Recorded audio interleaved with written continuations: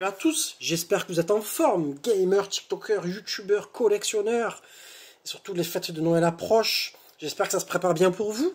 Ce soir j'ai envie de revenir sur une licence qui a disparu, on va l'expliquer par la suite, mais je trouvais que le volet, celui-ci, le Medal of Honor Airborne, était vraiment très sympa et très original, il avait un mode campagne qui était excellent.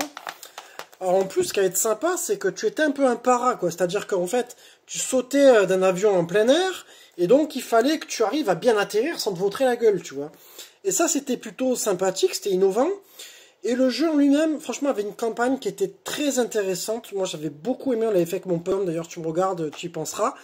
On avait vraiment grave kiffé. Et donc derrière, c'est un jeu, je sais qu'il avait pas mal marché, celui-ci.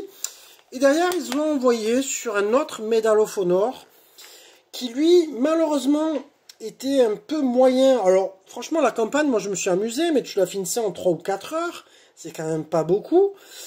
Et en même temps, graphiquement, on va dire même au niveau gameplay, etc., c'était quand même bien en dessous les Battlefield et les Call of Duty, ce qui explique certainement que EA a décidé de se concentrer uniquement sur Battlefield par la suite et a lâché Medal of Honor, mais c'est bien dommage. Ce jeu-là, je t'aurais dit que c'était pas non plus une dope, mais c'est vrai que on est loin d'une belle campagne de Call of Duty, et le multijoueur pareil, quoi, hein, c'était un peu buggé sur les bords.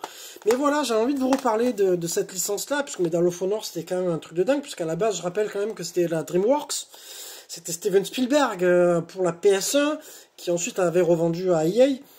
Mais c'est dommage, tu vois, qu'ils aient laissé tomber. Battlefield est très bien, mais c'est encore différent. Voilà, vous me direz, vous, dans les commentaires, ce que vous en pensez. Et puis, bon, je vous embrasse tous et je vous dis à très bientôt.